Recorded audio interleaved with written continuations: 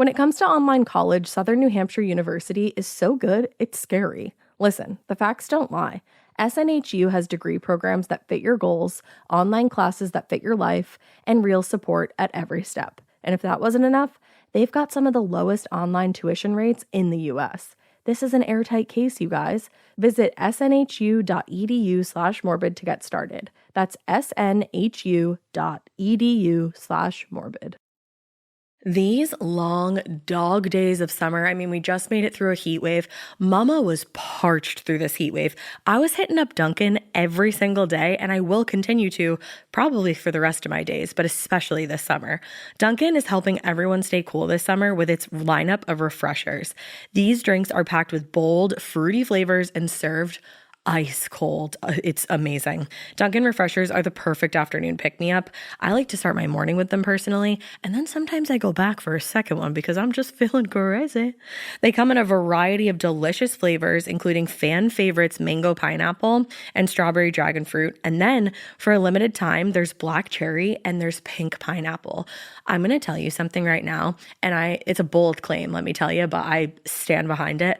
Pink pineapple will change your life. It is so good. It has me feeling like I'm sitting in a pool, resort side, just living, honey. It's so yummy. Try your favorite flavor with green tea, sparkling water, lemonade, or Dunkin's all-new limeade. I haven't tried the limeade yet, but I'm going to. Usually I get my drinks made with green tea and occasionally lemonade, but I do really like the green tea. Or if you don't want to build your own, try one of Dunkin's curated refreshers like the Cherry Lime Ricky or the Ultimate Pink Daydream. The Cherry Lime Ricky, scrumptious. I could drink like 3 of these a day. They're so freaking yummy. Head to Dunkin' today and find your favorite refresher. Dunkin' refreshers contain less than 1% fruit juice. Limited time offer. Chilling crime cases are mysterious, but finding coverage shouldn't be. With the State Farm Personal Price Plan, you have options and can personalize your plan to help create an affordable price so you can get back to cracking all of life's bigger cases. Talk to a State Farm agent today to learn how you can choose to bundle and save with the Personal Price Plan. Like a good neighbor, State Farm is there. Head to statefarm.com to get a quote. Prices are based on rating plans that vary by state. Coverage options are selected by the customer. Availability, amount of discounts and savings, and eligibility vary by state. Hey, weirdos, I'm Ash. And I'm Alaina. And this is Morbid. It sure is.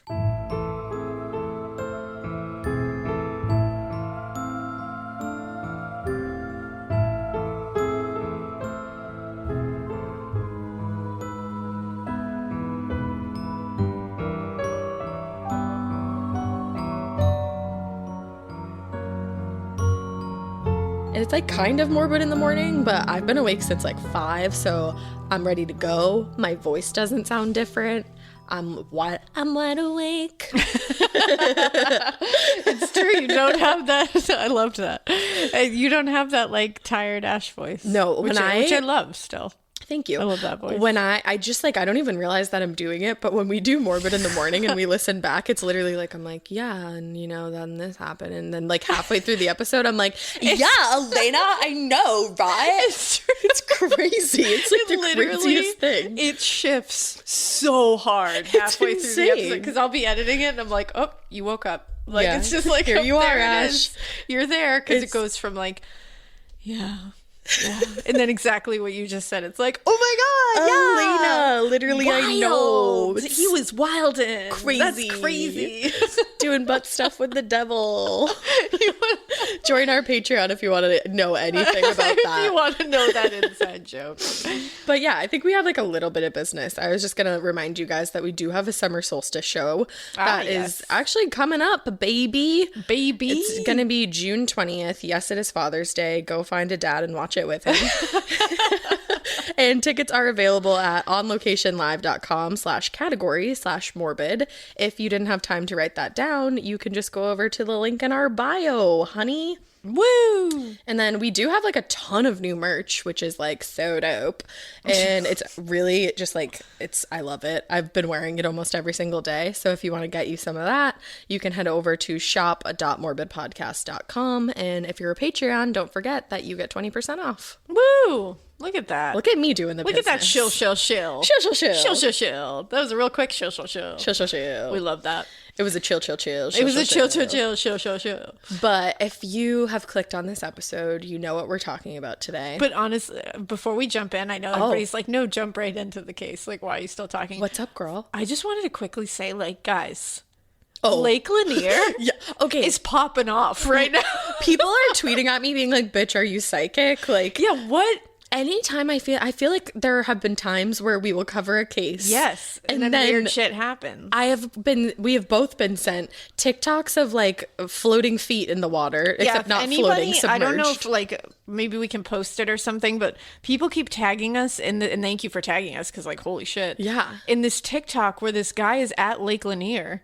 And there's like happy, jaunty music playing. Literally. And he's like, just another day at a haunted lake. There's like a tire swing in the distance. And there's clearly feet under the murky water. And I was like, I have many questions. One, why did this pop up suddenly the day after we do the Lake Lanier episode? And then two, has anyone contacted this man and found out what is going on here? Or has anyone found these feet? And then not only that, we both just found out like 20 minutes ago while we were just having a quick little brekkie together that there was a fire at Lake Lanier. And at least one person is, I think it said seriously injured. So. Yeah, so what is happening? Sorry, I don't know if we shook the universe or what, but like... I know. Damn.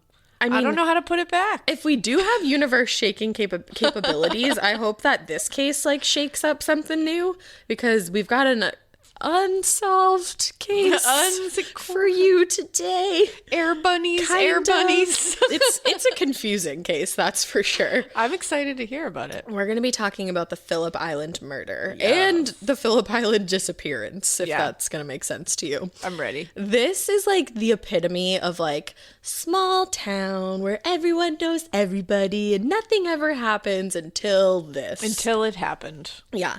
So before we get into it, I actually just wanted to shout out the book, The Phillip Island Murder. It was co-written by Vikki Petraitis, and I've actually read a couple of her books. Yeah, and she was on Case File. And actually, Case File did an entire, I believe, 10-part series on this specific case where they just went into, like, crazy detail. Vikki Petraitis spent 2 years researching this case. Yeah, before she wrote her book. And she said that she's still getting constant information. That's awesome. It's crazy. Also, go listen to Case File if you haven't because you'll enjoy it. Oh, yeah. And let me pull up the name of the actual limited series. So it's presented by Case File. Guys, remember when Case File read an ad like for Morbid? Alaina, I bet. Do you think of that every night before you go to sleep? My world shattered.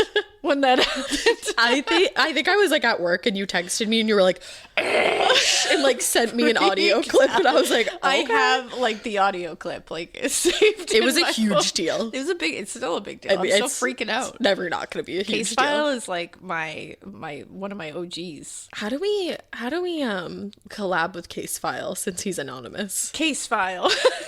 At Case File. At Case File. Can we collab? I would. He could do like the whole thing that like the anonymous group does. I just like wear that on his face and we'll never know who he is. We don't have to Zoom. We could do it over. We could do it over via the telephone if you want. Case File. We can make anything work. Are you free today? Me too. At Case File. Are you free next year? I'm free every day next year. We're gonna talk Case File. We got to make this happen. But thank you for that like little thing while I was pulling this. You're welcome. I figured it would help. I was right. It is a 10-part podcast and it's called The Vanishing of Vivienne Cameron. So go listen to it. Go listen to that if you want like a crazy deep dive. Because they dive deep. Dizzity deep. Like Lake and Lanier deep.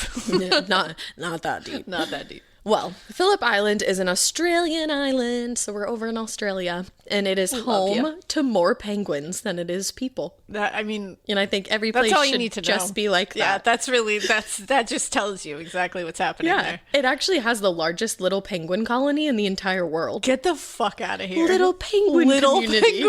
And like I didn't say like, oh, it has like a little penguin community. It's literally a little penguin community, but it's gigantic. Oh my God. Stop. And every night there is a penguin parade where people can watch penguins all come out of the sea and into their little burrows for the night. I think that is the happiest place on earth. Like if we ever go to Australia, I don't even care about like putting my luggage wherever it needs to go. We're taking it with us and we're going to the penguin parade. We're going to the penguin parade. And you might be saying to me, Ash Kell, why the fuck are you talking to me about penguins on a true crime podcast? Well, don't worry. Okay, good. Because it was while working at the penguin parade that a very well-established, well-to-do gentleman from a very prominent family in the area named Fergus Cameron met a young, attractive woman named Elizabeth, Beth, Barnard. Now, Fergus and his family were prominent members in society because they were actually founding members of the... Founding members. They were founding members of the Phillip Island Grand Prix circuit, which is like a nice racetrack on the island. Oh, okay. Yeah, it's like a big deal over there. Makes sense. Now, Beth was originally from Melbourne, Australia. Melbourne. She came to Phillip Island to work, and her family had a home on the island, so that's where she was staying. Fergus and Beth became friendly while they were working together at the penguin parade. And after some time of knowing each other, she also started to help out on the farm that Fergus and his family owned together. So she was a farmhand, and they worked together at the penguin parade, which I want to go work at the penguin parade. Yeah, I mean, come on. Ideal job. You'll never work a day in your life. Seriously. You do what you love. Our cousin Heather used to work at the aquarium, and she was like in the penguin exhibit, and oh my god, yeah, I think that's the coolest job ever. She also like went to different continents and like saved penguins from like oil spills and stuff. She's like a badass. Shout out to our cousin Heather. Shout out to Heather, the marine biologist. She wrote a book, didn't she? She was in the book, yeah. She was like in a movie about it. She's badass. She's badass. But this is Australia. Yeah, not Heather. Not Heather. But we love you, Heather. Now, Fergus was a married man. Oh. He was married to a woman named Vivienne Cameron, who at this point you now know has disappeared at some point. Oh, no. It's weird, though. So Vivienne was like a shy, somewhat awkward woman, but everybody that knew her liked her. She was a very likable person. She was just a little bit shy and could be awkward sometimes. Yeah, who doesn't love Vivienne? Yeah, I love Vivienne. Well, I'm actually not going to say that. I'm just saying. Yeah, we all love a Vivienne. Viv. Yeah. But their marriage always seemed to be a struggle, and they actually had 2 young sons together. And it was like after the last son was born, that's when everything just really started to go downhill. That's sad. And she would ask Fergus to go to counseling, but he didn't want to. He was like very against it. And little did she know at the time, that was probably because he had a mistress. Oh, Fergus. Now, the first night anything happened between Fergus and Beth was like somewhat by accident. But this whole story, I'm like, was it an accident? Because that just seems a little like too lined up in the stars. Did they accidentally? They didn't accidentally like bump uglies. Because I was like, you don't really accidentally. No, that's not an accident. But Beth had invited some friends over who worked at the penguin parade to have like a drink after work. But the only person that showed up was Fergus. So you feel as though that must have been arranged. I mean, here I am. I don't crazy. Know, but I'm just saying, from my vantage point over here, looks a little sus. Yeah, because Beth was also like a pretty like popular girl at that workplace. Like, so why would no one? She had a big friend group. All the guys thought she was like a very attractive woman. Like, yeah, you know, seems like a setup.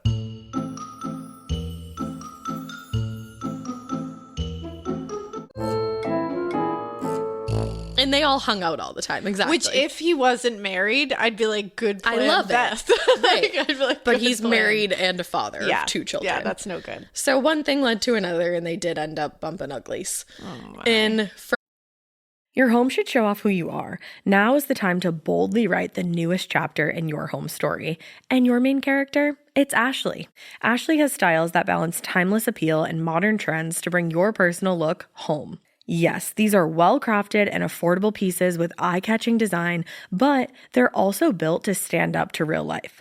With features like stain-resistant performance fabric, options that are incredibly durable, easy to clean, and stain-resistant with machine-washable covers. Plus, Ashley provides fast, reliable, white-glove delivery right to your room of choice, so you can style your space without any stress.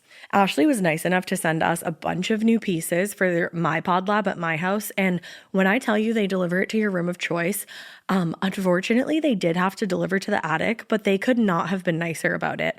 I got, or was gifted, I should say, the Revion Lake sofa and love seat.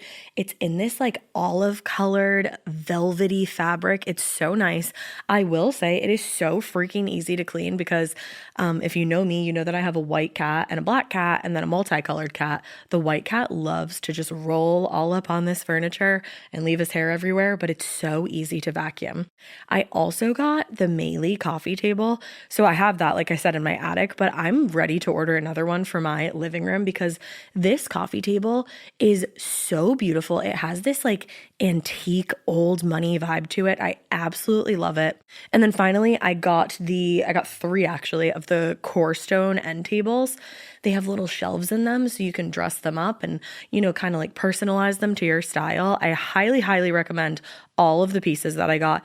And I just recommend Ashley in general. It was such an easy process to shop with them and the delivery, all of that from start to finish. It was awesome. Visit your local Ashley store or head to ashley.com to find your style. Getting paid twice a month doesn't mean money is scarce. It just feels that way. That feeling makes you do weird stuff, like putting things on a card you didn't need to. Earnin removes that feeling. With Earnin, you can access up to $150 per day of money you've already earned, plus up to $1,000 between paychecks. Standard transfers take 1 to 2 business days with no mandatory fees, and expedited transfers start at $3.99 and cap at $5.99. 5 million people are already on it, and honestly, it's wild it didn't exist sooner. Download Earnin on the App Store or Google Play, spelled like earning money without the G. Type in Morbid under podcast when you sign up. It'll really help the show. Earnin is a financial technology company, not a bank. Access limits are based on your earnings and risk factors. Standard cash outs take 1 to 2 business days with no mandatory fees. Expedited transfers available for a fee. Tips are voluntary and don't affect the service. Available in select states. Terms and restrictions apply. Visit earnin.com for full details. From that point on, Fergus was just totally smitten. He said that he would do anything he could to get extra time with Beth. Well, then end your marriage, man. Well, that's the thing. So they would sneak away into one of their cars during afternoon breaks to, you know. Or Fergus would like leave his house extra early in the morning to see Beth before the day started. And it's like, you mean like leave his wife and children? Yes, to go that's see his mistress. Okay, precisely what I mean. And it's like for a guy that seemed to have absolutely no interest in fixing things with his wife, it's interesting that he didn't just separate from her. that's the thing. I'm like, just separate, right? And then it's fine. You and do like, whatever you want to do. He's well to do. Like it's not like he's gonna lose everything. But you know I what I feel mean? like some people, like, because I think this in like so many instances where this kind of thing happens, where you're like, just divorce or like just separate, just break up. Yeah. Some people like that, like forbidden fruit. Yeah, because it's like it makes it more exciting. So they like that, and if they did separate from their wife, then they'd probably just break up with the girl too. Yeah, it just wouldn't be as fun. They like that they're like destroying lives. Yeah, and, that's like, awesome. and like doing it on the low. Yeah. Which is like such another level of fuck. It's just really shitty. It's like the old expression, like have your cake and eat it too. Yeah, it's like you can't though. Remember they told us that. You can't do it. No. You can't do it. It's part of the expression. It is. And the other thing is that if he had just separated from Vivienne, none of this shit would have happened. Yeah, and it's like then you could do whatever you want. Exactly. You're a single dude. If that's what you're into and you're not into being in a monogamous married relationship, then go do what you want to do, but don't drag someone else down. Exactly. So the afternoon of September 22nd, 1986, Fergus decided that he was going to leave work early. And I saw in a couple sources that he went to Vivienne's parents' home because that they were like out of town. So I don't know if he and Beth ended up like going there together or if he was just there alone and had some alone time. Oh. But then he did end up seeing Beth after that, and he went to her house. Okay. Now Beth was pretty sick. She had a sinus infection and like a flu-like thing going on. So I think he also just wanted to check in on her kind of thing. Mm-hmm. The problem was, though, that Vivienne was starting to like get onto this whole thing. Like she was catching on to everything. You always find out. Well, and it's not like they were being secretive. Like, people used to see them, like, fucking in the car. Yeah, it's like, come on. Like, no. And everyone in the town had been talking for quite some time about Fergus and Beth's affair. Oh. And Vivienne herself was starting to second-guess the looks that she would see Fergus and Beth share together. Because, remember, Beth works on their farm. Like, oh my God. She's seeing this, you know? And she had recently caught them hugging each other in the barn. And it was like not just like a friendly hug. Like she asked Fergus about it. And he actually said that she like kept punching him in the head afterwards. Like they got into like some crazy fight. Damn. And Oh, that's not good. He made her seem very, very abusive. Like, Okay. But no one ever saw her hit him. Yeah, so this is really just like... It's just Fergus's We're just point of view. getting certain sides of the story. Exactly. Because that would not be cool. No, that's not okay. Obviously, like, it's that's not cool to cheat on people, but it's also And not it's also cool not to cool to abuse violently. your spouse. Exactly. Yeah. The whole thing seems to be a big mess. Yeah, it really is. So Vivienne did call Fergus, and she realized that he wasn't at work like he said he... Like, not only did he say he was going to be, she just, like, knew his schedule. Yeah, and she's he was like, you're supposed to be. be there.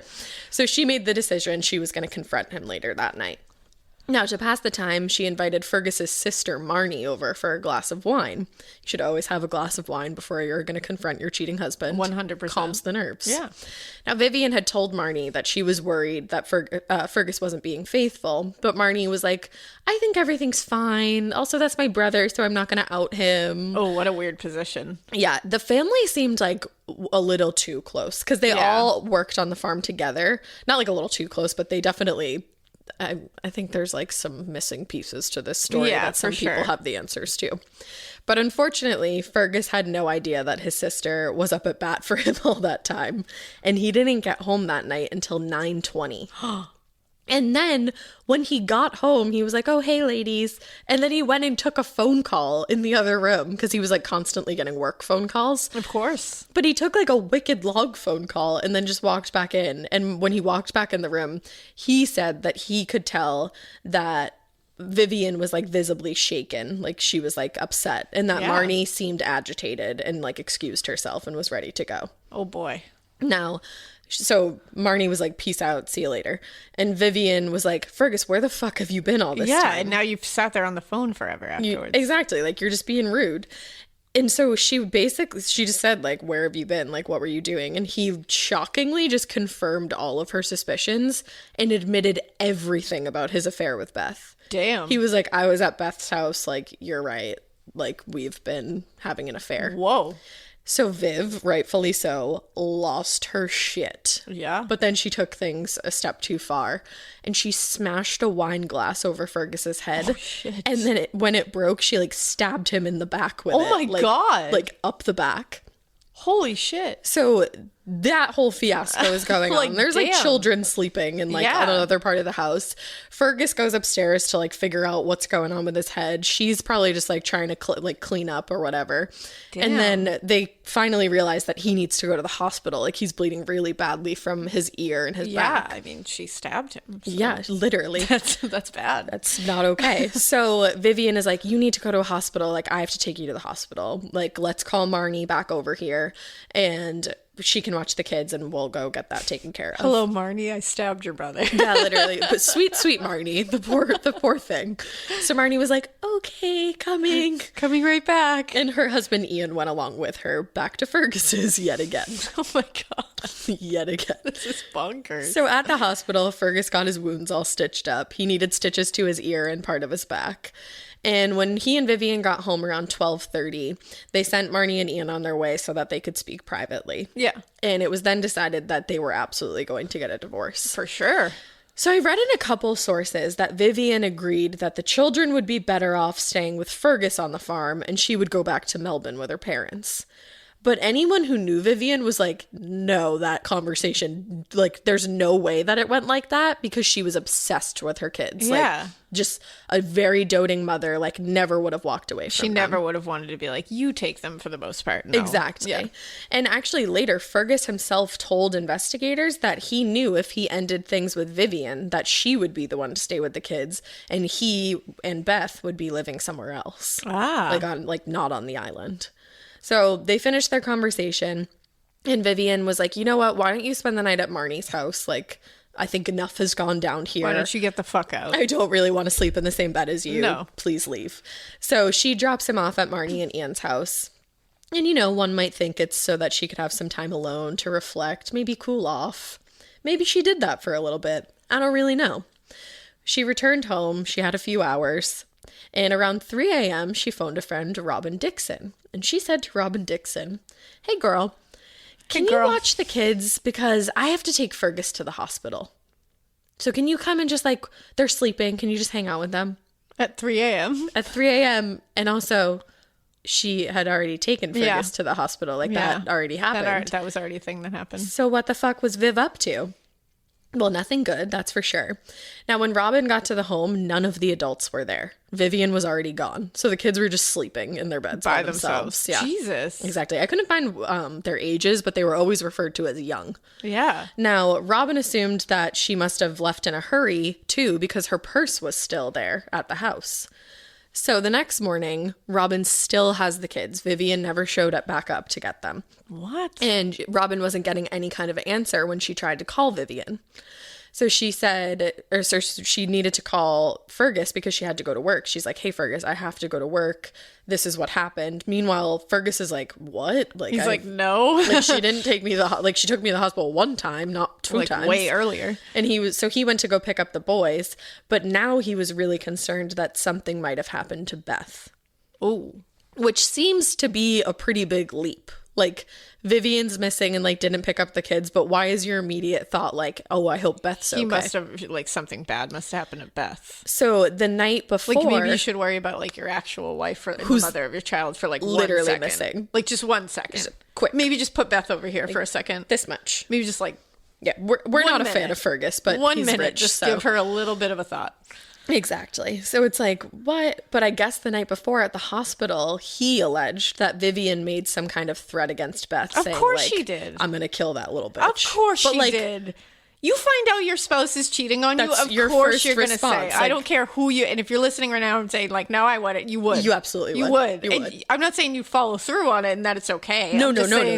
If my spouse was cheating on me, the first thing I would say was, I'm going to fucking kill her. Yeah, like, you might... And you might get a little hyperbolic in that situation. Allow smidgen. yourself to get slightly hyperbolic. Yeah. That's all you can get hyperbolic when there's an affair. No, he, like I said, he hadn't taken that seriously at the time, but clearly something was going on now. So I think this is super weird. He asked his brother and his brother-in-law to go check on Beth so that he could, like, take care of the kid situation. That just seems weird to me. Yeah. I don't have, like, a reason that I could put into words. But it's just something about it. It's like, why was that your first thought? Yeah. And then why did you send them to go find her? Yeah, that's strange. I don't know. It's just weird. This whole thing is strange. Oh, just wait. It's also terrifying. So Donald, his brother, and Ian, his brother-in-law, headed to the house that Beth lived in. And they made their way in through an unlocked back door that was, like, slightly open still. So already things are going great. Automatically shit's not good. And it did not take long for them to find her. Her bedroom was, like, one of the first off of the hallway, and she was lying on the floor almost right in the doorway of her bedroom. Her eyes were wide open and staring at the ceiling, and there was a blanket covering her body all the way up to her nose. Damn. Now that was on purpose. It was almost like whoever did this covered Beth with the blanket so that the removal would somehow be more shocking than just finding her the way she was. Like a reveal.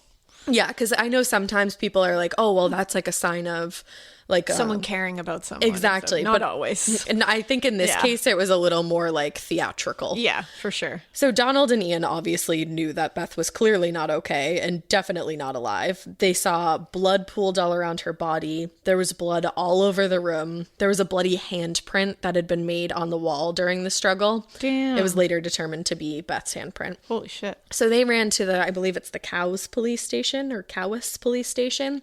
And they told Sergeant Cliff Ash that there had been a domestic argument over in Rill, I believe is how you say it. What? A domestic argument. How are you making that leap? There's literally blood all over the place. There's bloody handprints on the walls. Like, this what? woman is covered in a blanket with blood pooled all around her. She's very clearly deceased. And you're going to call that argument? A domestic argument. Wow, they're really burying the lead. That's not domestic. What? And it's not an argument. It's It's final. It's definitely not an argument.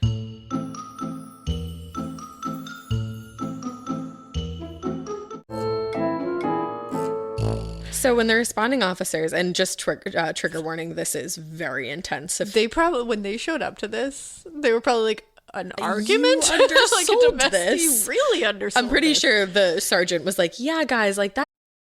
The Sherwin-Williams summer sale is here. Get 30% off select paints and stains or 35% off their newest product, Emerald Symmetry, July 17th through the 27th. Whether you're looking to refresh your interior or your exterior, they've got the colors to bring your vision to life. And with delivery, getting everything to your door is easier than ever. Shop online or visit your neighborhood Sherwin-Williams store. Retail sales only. Some exclusions apply. See store for details. Delivery available on qualifying orders.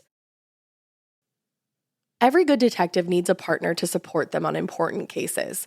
Think of a State Farm agent like your sidekick, there to help you along the way in your search for coverage.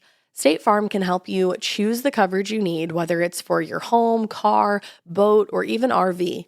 With so many options, it's nice knowing you have help finding what fits for you so you can get back to solving all of life's bigger cases. Go to statefarm.com or use the award-winning app to connect with a local agent and get a quote. Like a good neighbor, State Farm is there. That's not what that's called. Just for future ref. I guess playing devil's advocate, because I guess that's my new thing. And maybe they were very, very shocked and they just didn't know what to say. Yeah, but I would definitely go and be like, there's blood everywhere. Come help. Yeah. That's if I was very upset. I don't know. It's very strange. So when the responding officers arrived on the scene, what they found was jaw dropping. And if you missed it again, trigger warning. Trigger. So when the blanket was removed from Beth's body, it became clear that her nightgown was pulled, completely lifted up and exposing both her upper and lower body. She had been stabbed and slashed at multiple times, so badly that her neck bone was exposed. Damn. Her upper lip had been sliced in half, and the knife had knocked out her front left tooth. Blah. And that was now laying beside her body. Ah! I'm touching my teeth right now. Like, I know, teeth things freak me out. There. I watched like a quick little YouTube thing and it like showed a tooth flying out and I was like, how dare you do that to me? How dare you? She clearly, though, had put up a fight against whoever had done this to her. Her hands were covered in defensive wounds. One was in between the webbing, the webbing between the thumb and index finger. And this is the most grisly discovery of all. Oh, no. The letter A had been carved deep into her chest. It covered nearly her entire torso, going from underneath her breast to the tip of her hip bones on each side. Like the scarlet letter A? Like the scarlet letter A. They got fucking literary with it? They got so literary with it. That is fucked. One side was carved so deep that the skin was like filleted and there was fat exposed. Oh! Yes, they do believe, I mean, everything else, like she died a horrible, horrible death. Yeah. But they do believe that she was dead when this was A carved. was carved? Yeah. Holy shit. So at least there's that, but she suffered. To put a scarlet letter A, holy shit. Seriously. That's like a movie. Literally. Now, there was some evidence left at the scene to be gathered. Next to Beth's body was a knife that was covered in blood. There were paper towels next to the sink soaked with blood. And they found a few cigarette butts that made it seem like whoever did this, like, wasn't really in a rush to get out of there. Just hanging out? Definitely, like, hung out for a minute. Huh. It's so weird. It was later determined that whoever had slashed Beth's throat had turned her head to the side when they were cutting because the cut was not in one clean sweeping motion. It was like a few jagged cuts. Yeah, like a carve, which is interesting. And they knew that her head had been turned to the side. So they assumed that somebody was maybe obviously standing behind her and turned her head to the side because only one of her carotid arteries was severed and the other was intact. Huh. Yeah, so they must have like been behind her and twisted grabbed her head and pulled her head back to right the side to right. like get a better view of her neck. Exactly. Oh, now it Wow. turned out that the gash in her throat measured 11 centimeters wide and 6.5 centimeters deep. Damn. So, like, I mean, I'm not a doctor, but I would say that's nearly decapitated. That's rough. Like, real close, at least. That is real rough. In one source, I saw it described as, quote, cut to the neck bone like a slaughterhouse animal. Oh. I can't imagine walking onto this scene. And when you think it's a domestic argument. Yeah, that's seriously. like really ringing in my head of a like you walk domestic in there. argument. Wow.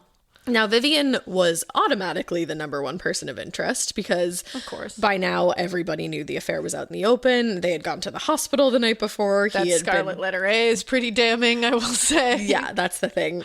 And the land cruiser that she was presumably traveling in was spotted not only at 3:30 a.m. by Beth's neighbor. So Beth's neighbor saw the family car pull up to the neighborhood. But then it was spotted again around 5 a.m. on the Phillip Island bridge.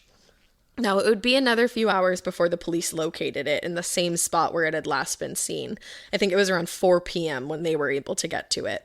But we can assume that it had been parked there since 5 a.m. because there was many sightings of it. Okay. So she definitely was at the house at some point and then parked on the bridge. So upon the upon the discovery of the cruiser and what they found inside, investigators put two and two together, and they assumed that Vivienne Cameron had jumped off the bridge to her death after viciously murdering Beth. Damn. Now, inside the car, they found 2 packs of cigarettes that were definitely Vivienne. She smoked a lot. What was called a face washer, which if you're from Australia, is that literally just a washcloth? Like, I gotta know. Yeah, like help. But it was, what is that? It was doused in blood, and they found a carving knife. Now, I couldn't find anything to say that there was blood on the carving knife, but there was a carving knife in the car. Which, like, why you have a carving knife. And also interesting because her neck was carved. Literally open. carved. Right. But I don't know if there was blood on it, so. Okay. A little weird. So it's just there. Just there. As far as we know. Now, shockingly enough, Vivienne Cameron was never seen again. They never found her body. There were divers that scanned the water beneath the bridge. There were helicopters searching, and they didn't even find one inkling of her left behind in the water. And people think that's weird because she wore glasses, so those would have fallen off, and you would think that you would have found those. Yeah. Like, if she had jumped into the water. And I guess that night she had been wearing a scarf, and people were like, wouldn't that have, come off? Yeah, you would think. It's just hard to believe that, nothing turned up. I was watching this little clip on it, and somebody was like, not even, a shoe? Nothing? Yeah, nothing. That's what's shocking. It doesn't make any sense. And the other thing is that if she did jump off this particular bridge to commit suicide, she would have been the first person to do so because there are 0 other registered suicides from that bridge. Really? Not a single one other than presumably hers. But it seems unlikely to anyone who knew Vivienne that she would, 1, commit such a gruesome murder, and number 2, take her own life. Yeah. People around town knew her as even-tempered, funny, a doting mom. That wasn't her. She loved her kids. She was always with them. And actually, the same afternoon that she went missing, it was somewhat significant because she was supposed to bring fruit and milk in for her son's class. It sounded like a volunteer thing. Sad. I know. It's really sad. It's terrible. So if Vivienne didn't do this to Beth, then who did? And why did they do it? Yeah, and that A is very The A really just... If that wasn't there, I'd be like, wow, I'd still be like, who did that? That's very coincidental, but that A is The A is come on. A smoke sign. Yeah. But it later became known... A smoke sign. A smoke sign, a smoke signal. It's still the morning. It later became known, though, that Beth had a stalker right around the time of her death.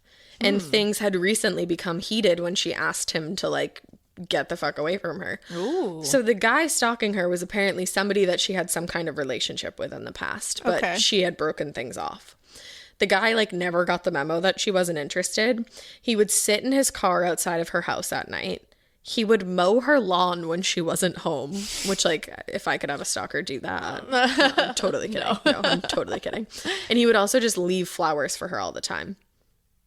Yeah, no. It's super creepy. And it's and it makes sense that if she did have a stalker, it's did this it said everybody knew about this affair. The affair, so the A did the could stalker be him. use it as a... you're an adulteress, yeah, you're supposed to be with me. Exactly, and make it pointing towards them to try to throw everybody off the trail. Right. I mean, it's a very possible it is scenario. And no, so not too long before her murder, she had come home to him mowing the lawn, and she had had enough. She was like, this needs to stop. You need to leave me alone. You can't mow my lawn anymore. You gotta get away from me. Stop mowing my lawn. Come on.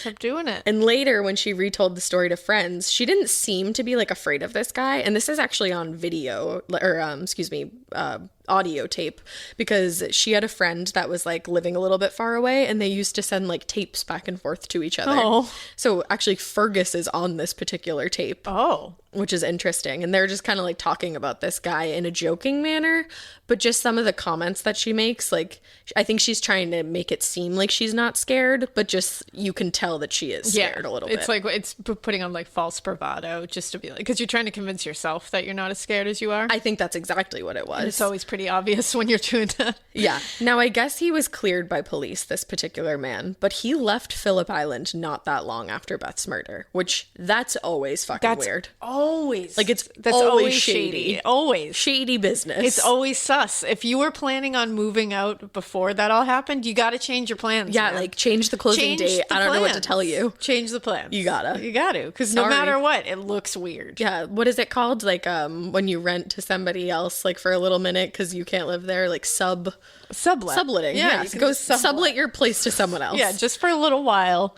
till it all chills out. Now, later on, this particular guy was actually talking to one of Beth's friends and encouraged this friend not to speak with the police. What? Yeah. There's some shady shit going on here. And it's so shady that that's like all you can find on it. Like, yeah, like that's it. Like I read Vikki's entire book, and that's what we like. She has so much information in there about like other stuff, but there's certain things that everybody's that you just like can't crack through. But what? Yeah, like I don't get it. Now, Beth's friends also later confirmed that she was thinking of ending things with Fergus, or at the very least, like hitting him up with some kind of ultimatum. She was really struggling with the fact that this was going on with a married man. She knew his children because she worked on the farm, and she told her friends that she didn't want to be the one to break up a family. So she was having a hard time with it. I'm just gonna stay over here. Yeah, I'll stay in my lane. Yeah, here. Yeah, I mean, yeah, totally. So some of her friends in the beginning, which would have been us, were like, "You need to run the other way. This can quickly become a dangerous situation to get involved with somebody else's husband." Yeah. Like nobody thought that this was gonna happen. Of course not. But in general, like you're playing with fire. Yeah, like getting involved in a situation like that, obviously, again, no one deserves that kind of thing by any stretch of the imagination. But you are putting yourself in a position where you are upsetting people on a galactic level. Yeah. And it's like, whether it's his fault or not, you know what I mean? Like you are going to be a target of hatred in this scenario. So it's like, you got to back out of that. You got to get out of that. And when there's kids involved, that brings it to a whole nother level. And it's like emotions go so much higher with that shit. Because now it's a family. Now there's kids involved. Right. There's just too much. It's like you just too many layers. Run the other way. Right. There's so many fish in the sea. There's so many fish in the sea. But we can't, we can't go back here. We cannot.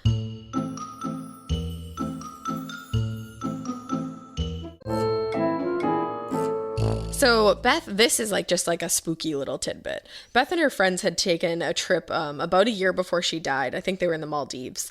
And she spent a good time talking to them about her and Fergus's relationships. They all kind of were talking about their relationship. Okay, let's be honest. I feel like when we were all like really first starting our periods, we all had that moment where we bled through our jeans or something like that. And it always happened at school or at a sleepover somewhere really embarrassing. Periods always come with enough surprises, right? So nobody wants a pad that stinks. And honestly, women have been expected to just deal with that for way too long. That's why Kotex is changing the game with a completely redesigned lineup of pads and liners like Kotex BioCare. Kotex BioCare is the first and only pad with the pH proactive system that helps optimize the pad's pH. And the pad helps combat odor and irritants from period blood. Listen, we take care of our faces with 12-step routines, but we're just going to ignore our downstairs mix-up? Absolutely not. Kotex BioCare gets it, and I love that. Check out Kotex.com for more details on the new launch of Kotex BioCare, available in regular, heavy, overnight, and daily liners. Every flow covered. Now available at retailers nationwide. Relationships. And while they were away, I guess there was a man that approached them, and he was like, "Oh, I read palms. Like, can I read you guys' palms?" And they were like, "Oh yeah, like that's fun. Like, sure." So the two friends went first, and he did the whole thing, and then he Beth presented her palm to be read, and he looked at it and paused and like looked back up at her with this weird look. And he was like, I'm too tired. Like, I'm sorry. I can't read your palm. Like, I gotta go. What? He was like, he made up like some weird excuse and was like, I can't do it. I would have been terrified if I were her, because that's not. Oh my, this man approaches bad you. Bad omen. And your two friends are like, you're gonna get married and have this many kids, and like, maybe next summer might be difficult, but you'll get through it. You're gonna have your hot girl summer next summer. And then he gets to you and he's like, no, sorry, I'm too tired. Like, I'd be like, you got to tell me what's going to happen now, dude. Right. Like, something bad's going to happen. So I guess at the time, I mean, they were young. They were all like 20. Yeah, like Beth was 23 when she passed away, or excuse me, when she was murdered. At the time, like they didn't think anything of it. But looking back, that must be so haunting. That's so eerie. Because it's like, did he look at her palm and see that this was going to happen? Or did he see that? He probably saw that something like bad was like going to happen. nefarious. Like she was going to get murdered. She was going to die in some bad way. Yeah. And he was like, yeah. And a lot of these people won't like tell you the bad stuff. Yeah. Like they just won't. Or like they'll ask you too, like, do you want to hear the bad stuff? Yeah. And I always say no. Yeah. I'm like, no, I don't. No. I usually just say like, I don't want to know if I'm going to die. You know what? John has like a pretty like real psychic in his family tree. Yeah. Who has like since passed away like a long time ago. But she was like a known You have to one. say how she was born. And that's crazy. and I guess like psychics are born. Like there's this like lore that they're born with like a veil on their face, like a membrane of some sort, and she was. That's so crazy. And John's grandmother never got readings from her because she was like, because she would only give you the good and the bad. She was like, I will not leave Do out one the or bad. the You other. have to take it all or you don't take any of it. Right. And John's grandmother was like, fuck no, I don't want it. And I was like, I feel you, dude. I I'd be wouldn't the wanna same know. way. She was like, nope, I don't need to know. Because she was like, if I hear something bad, that's all I'm going to think about. In my opinion, fate is fate. I don't want to know. No. Don't. It's going to happen anyway. Because then that's so all I'm going to think about. At some point, I'll know. That's like, that's too much for me. Way too much. It's wild. It's so creepy. Now, back to this. So that all happened, and then they all looked back and were like, oh my God. Oh my God. But back to this whole thing about Vivienne killing herself. The people that aren't buying it point to this next piece of information as the smoking gun signal. So Glenda Frost, I thought you were going to laugh at that. I was, but I was like... I was, but then I thought the that it wasn't smoking funny. gun signal. So Glenda Frost, a woman who Vivienne worked with at the community house, actually spoke with police and told them that she had received a phone call on September 23rd, and she knew for sure that she was speaking to Vivienne. Huh. They apparently spoke of sewing patterns and a specific gift that was going to be for another coworker. So this was a conversation that like Glenda was like, nope, this is Vivienne. Like only she knew about this specific pattern and maybe this specific gift. And she also said that she thought she heard Vivienne's two young sons in the background. And she was like, there's no way that she just committed a frenzied murder like Beth's and then just called me at 10 a.m. like, hey, what about the sewing pattern? And she was with her kids. Or Yeah. like Glenda thought that she was with her kids. Or at least two voices were in the background. Huh. Yeah. That's interesting. So that was 10 a.m. and Glenda had somebody there to back her up. She was working with a friend named Pam that day at home, like doing some sewing stuff. And Pam confirmed not only the day, but also the time. Because this, like the police went over there to hear this whole thing. And obviously they were like, oh, you probably messed up the day. Like, yeah, of course. But I guess it was like there was going to be some specific holiday on Thursday, but the people in Phillip Island like celebrated the particular holiday on Monday. So they were home for the day. So she was So like, it made it very easy. I know to, that like, it was Monday. Yeah. Now, the time happened to be 5 hours after the car was spotted on the bridge, though, and Vivienne, according to the police, should have already been dead at that point. Huh. Yeah. And by the way, remember how Robin had noticed Vivienne's purse was at the house Yeah. when she went to go watch the boys? Robin said not only was it there that night, but it was there the next morning. That doesn't make any sense, though, because Vivienne's purse was later found abandoned in the car. In the car. But Oh. Robin was like, no, I saw her purse that day. Like, I know. And she was like, it was that purse. Wow. The plot thickens. The plot thickens so much and it's only going to get thicker. This is oozy. So that doesn't make any sense. So that led some people to believe that maybe she had come home at some point. She must have. But that doesn't make sense because she wouldn't have been able to take the Land Cruiser because so many people had seen it parked on the bridge. So was she working with like somebody else and like she stopped home? What? Add some cornstarch to this because it's thickening. It's thickening, literally. And the purse would have had to have been placed in the car sometime after Robin left and before the police got to the bridge. So Robin left probably like in the morning at some point. I don't know the exact time, but the police got to the car at 4. So I guess there was time for it to be maybe planted there to make it look weird or this is wild. I just don't understand the significance and the point. Like, why would you do that? And again, we would have to assume that Vivienne would have had to go in a different car. So it's like, wouldn't you think that she would have been spotted at least? Like, I remember when like Thelma Todd was supposed to be dead at a certain point and like 4 people were like, oh no, I saw her in a car. Or, like, I talked to her on the phone. Because, I mean, I assume if you're leaving the car there, you're trying to make it look like you're dead. So it's absolutely. Obviously, you like leave everything there. But it's like, this is all just so strange. It's the super way it's weird. Set up. And it's only going to get weirder. Really? Because in the 1990s, DNA testing, baby. DNA. So they were able to do some DNA testing on some of the evidence. Dude, I can't. So strangely enough, Vivienne's blood was found on the knife left beside Beth's body. But none of Vivienne's DNA was found on Beth's body. Again, her DNA was found on the knife, like her blood was found on the knife. Deoxyribonucleic acid. Correct. But not on Vivienne, not on Beth, who she presumably, like, viciously grisly, murdered. like, went crazy and murdered her. There's no fucking way. Yeah, that's our head scratcher. And one of the other things that they thought when they had like looked over Beth's body was that whoever had killed her had like smeared the blood all around her, like had like rubbed it in almost.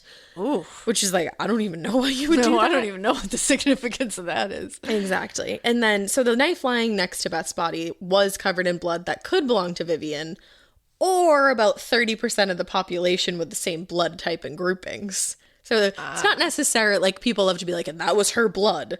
It can always like, I know, be attributed to a couple other people. And I feel like that's important to note because the other thing is that the knife laying next to Beth's body didn't necessarily match up with the wounds that were covering her body or the puncture marks in the clothing that she had been wearing.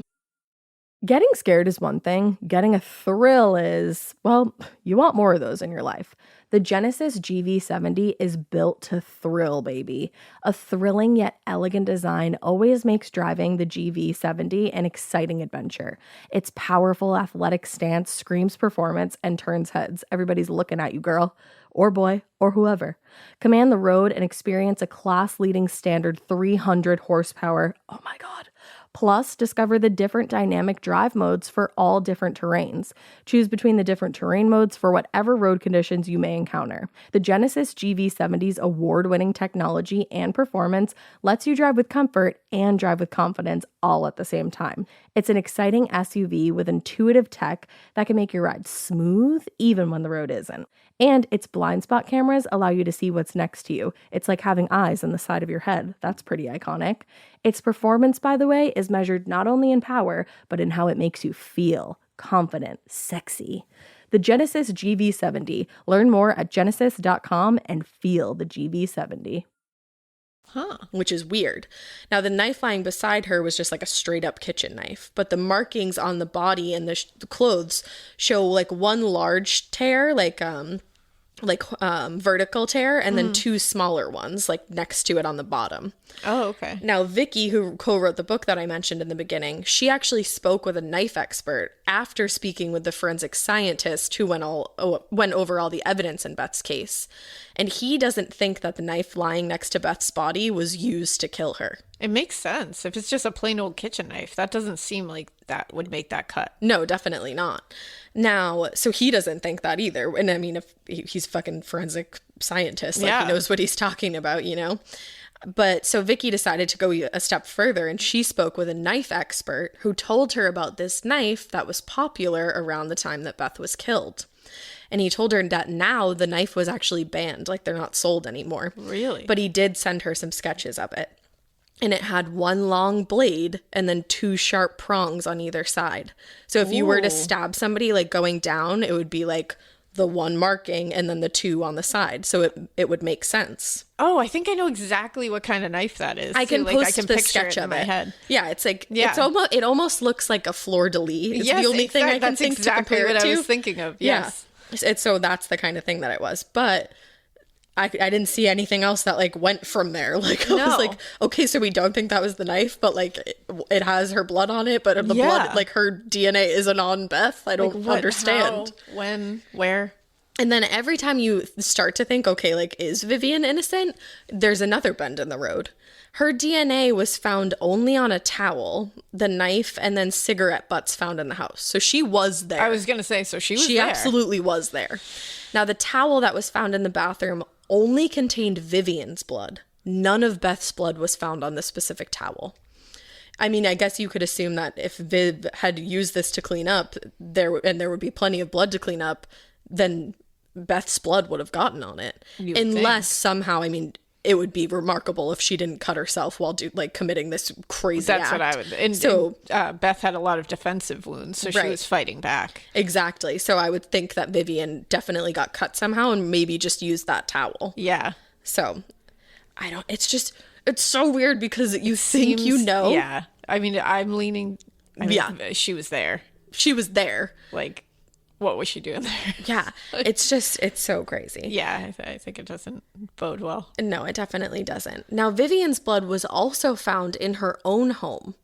Although she hadn't been treated at the hospital after, like, during her and Fergus's visit there, like, she wasn't treated for anything. Yeah. So that's why some people think that the crime wasn't committed solely by Vivienne and have questioned things over the years of, like, was somebody else there with her? Yeah. Because maybe she went home to, like, maybe, like, say goodbye to her kids or something like that. Like, and, like, they don't remember it because they were so little or, like, they didn't wake up or something. Yeah. And she had gotten blood on the floor from, like, a wound that she had. Yeah. I mean, that makes sense to me. Absolutely. I think that's, like, the for only sure a possibility thing that you could think of.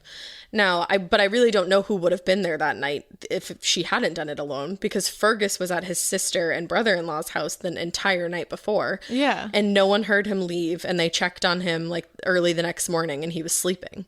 Yeah. But some people do find it shady because Fergus held, like, a memorial at the farm for Vivienne when she technically wasn't officially dead yet. I guess when somebody disappears, it has to be, like, 7 years before they're ruled dead. Declared dead. But and it obviously hadn't been 7 years yet. And other people point out the fact that Vivienne had a very big share in the Phillip Island Grand pre-unit or circuit too. Oh. So it's like, could that have something to do with it? Interesting. Because she did have a will in place, and I guess that share would have been left to someone. So maybe they kind of just had to have this memorial and figure out what to do with her will. Oh, maybe. And then the people that are like kind of like sort of on Fergus's side are like, it also was a really important thing to do for the boys because like they need to experience a normal grieving process. I can understand. Yep. So I don't don't think that's weird. As much as I want to kick Fergus in the ass just for being a shitty husband. Yeah, I don't think that's shady. I don't think, and I also don't think that leads to you automatically are a murderer as well, or like a, No. I think you're just kind of a jerk. You can be shitty in one spot, not shitty in every spot, know? Yeah. So I don't want to totally cast him as and I agree with you. I think he was just a shitty husband. And I think he was trying to do it for his decision. kids. And I think that might have been for the kids. Absolutely. It would make sense. I would hope that would be the reason because that would be a healthy thing to do. I would think so. So a coronial inquest did put some people's mind to rest. I guess in July of 1988, the coroner B.J. Mayer said of Vivienne, quote, "Although her body has not been found, I am satisfied that she is dead and that she leapt from the San Remo bridge in the water below. And I am satisfied that the deceased contributed to the cause of death of Beth." I mean, yeah. Yeah. I could see all of that being true. I could too. I think people kind of want to make it more of a mystery than it is. Yeah, it's always one of those things where you think she took off and she's living somewhere and suddenly she's going to pop up somewhere. I mean, they never found her body. Possible. And it is crazy. It's possible. Some of the divers were like, no, we searched every single inch of that place. I mean, when you don't have a body, it is always possible. Yeah. You can't 100% say. Exactly. Sure, he can be satisfied that she's dead and that's fine. And we can all say, sure, that makes sense. Right. But there is a possibility because there is no body. Absolutely. And we don't No. Even some of the detectives, like the original investigators on this case, have differing opinions from each other of like I what believe. happened. I believe that they probably have like so many different theories. Oh, I mean, you would have to, like, because it's just you all can't out stop in the talking open. about that either. Yeah, it's just wild. But people on Phillip Island apparently do not like to talk about the murder of Beth. Really? Or the disappearance of Vivienne. I mean, we actually had a listener who suggested this, and they spent some time living on Phillip Island, and they weren't able to talk to any of the locals about it. Really? And then Vikki's book that I've mentioned was banned on the island. You could not buy it on the island. And then there was a newspaper that was like put out on one day that was supposed to be like, it was like a full headline all about the murder and the disappearance. And a group of people went around and bought every single one so that you couldn't purchase them. What? Which is fucking weird. That's wild. It's fucking What's weird, going dude. on in there? And Vikki said when she tried to speak with people on the island about it, they were very reluctant to speak with her, and they warned her like not to write the book. They were like, you could be sued, or like it's just not a good idea. But she was like, they're just trying to intimidate me. Like, fuck you, I'm gonna write my book. They have a penguin parade. You're not supposed to be like covering up a murder. There's more What's going penguin on? than people. Was it the penguins that the penguins? took all the newspapers? You guys are trying to like, just protect all the penguins? Right. Because, wow. It's so crazy, dude. But that is the case of the That's Phillip Island murder. Nuts. I think you should all go listen to like the 10-part like that Vikki has done, because I can't even imagine. I bet it's amazing. I want to listen to it now. I'm always so reluctant to listen to a podcast if I'm going to do a podcast on it. Of course. Because like you don't want to to listen after. Yeah, you don't want to like subconsciously like have something in your mind and then you're like, oh fuck, why'd I say that? Yeah, you think like their theory is now your theory. Yeah, It's exactly. Like, you don't want that to subconsciously happen. But now I'm excited to listen to that. That's what I always love to do, is listen to it after we do the case. Yeah. Then I'm like, and 9 times out of 10, I'm like, oh man, that's such a good like theory or something. Well, if I hear anything good, I can share it on like the next episode and just be like, oh my god, according to Vikki, this. Listen. But definitely also buy her book, The Phillip Island Murder. It's by her and a man named Paul Daley, and he was involved in writing the newspaper headlines. Man. Yeah, he worked for the particular newspaper that like put out the papers. That is so wild. It's crazy. That's wild. This entire case, I've been having nightmares about it. The A sent me. The A is so, like, that is such a piece of evidence. I mean, that's to me, that's a smoking gun almost, because it's just so, it's on the nose. Yeah. It's so pointing to what is going on And here. this was just pure rage. Well, that's like the the way other that she thing. was killed. Yeah. Rage. Like absolute rage. There's no other.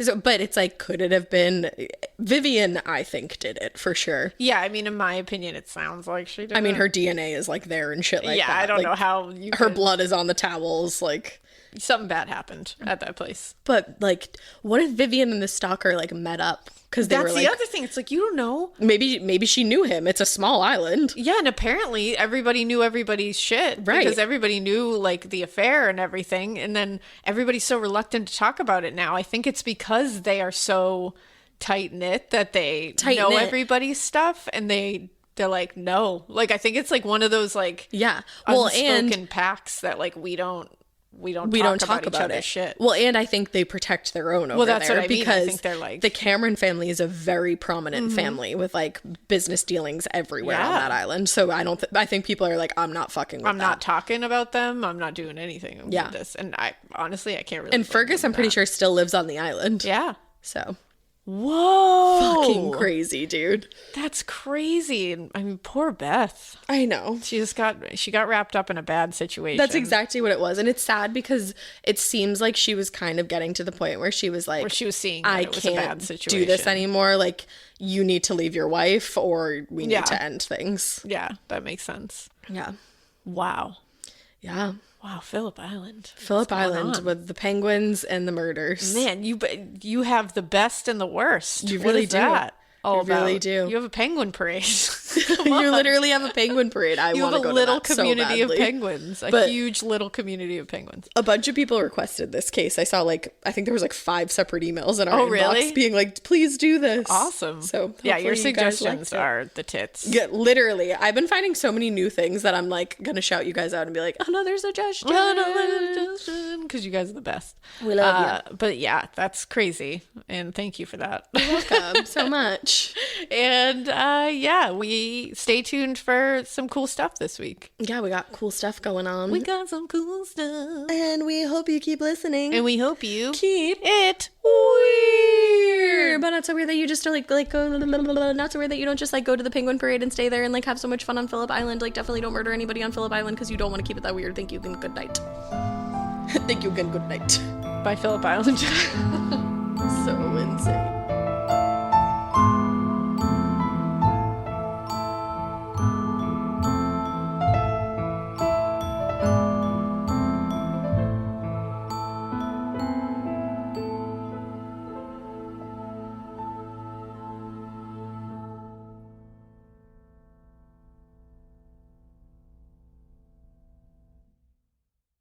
Do you remember in school when your teacher had a favorite of everything? A favorite marker, a favorite element, and yes, even a favorite student? Who wasn't me, so let's move on. I want to talk about their real favorite thing. Kleenex tissues. According to teacher lists, Kleenex is the #1 facial tissue trusted by teachers. They're silky soft, help prevent skin irritation. And now, with Kleenex Snap and Go, you can take them anywhere. Stock up on the ultimate classroom favorite. For whatever happens next, grab Kleenex.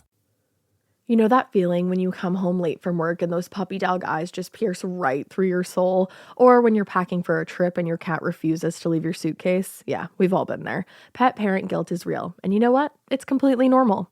That's exactly why Hill's Pet Nutrition exists. They understand that being a pet parent means being human, with all of our imperfections and daily juggling acts.